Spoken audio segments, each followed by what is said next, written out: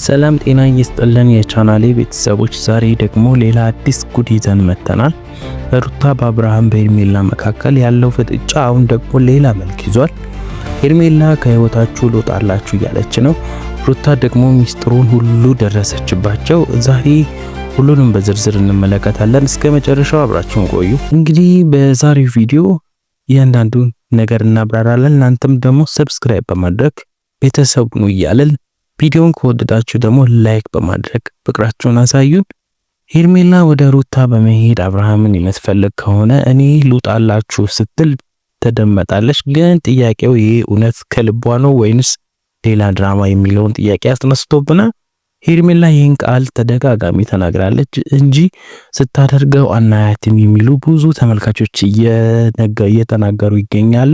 እንዲሁም ፍቅር እየጨመረ ነው እያለች ነበረ ከሳምንታት በፊት።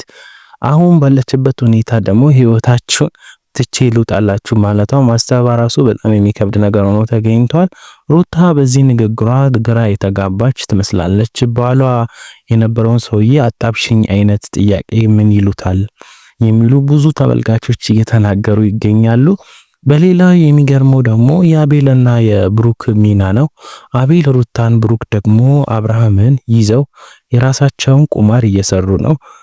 ሁሉም ሐሳብ በተግባር ነው የሚያሳዩት። ሩታ በማሳመን በኩል ትልቅ እጅ አለው ይባላል። አቤልም ብሩክም እንደዛ ያደረጉ ነው። ብሩክ አብርሃም ጋር በመሄድ ሩታን እኮ ከሌላ ሰው ጋር ኤምባሲ ቀጠሮ አላት በማለት የአብርሃምን ስነ ልቦና እየነካ ነው። በሩታና በአብርሃም መካከል ጥላቻ እንዲፈጠርና አብርሃምን ሙሉ በሙሉ ወደ ሄርሜላ እንዲያዘነብል በማድረግ ላይ ይገኛሉ። ወጥረውም እየሰሩበት እንደሆነ ብዙ ተመልካቾችም ብዙ አይን እማኞችም እየተናገሩ ይገኛሉ።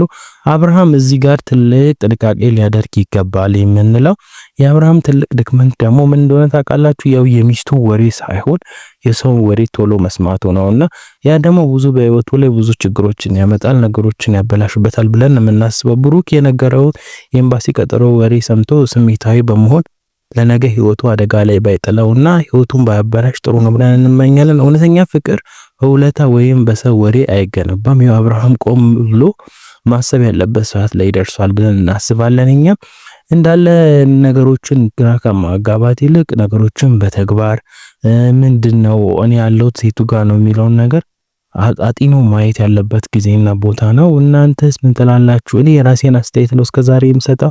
እናንተም የራሳችሁን አስተያየት፣ ቪዲዮን ከወደዳችሁ ደግሞ ላይክ ያደረጋችሁ፣ ኮሜንትም ደግሞ ሐሳብ አስተያየታችሁን በኮሜንት መስጫው ላይ ብታሰፍሩልን በጣም ደስ ይላል። ለሁላችንም ትምህርት የሚሆን ነገር ስለሆነ እናንተም ከተማራችሁበት ነገር ለኛ ብታካፍሉን ደስ ይለናል።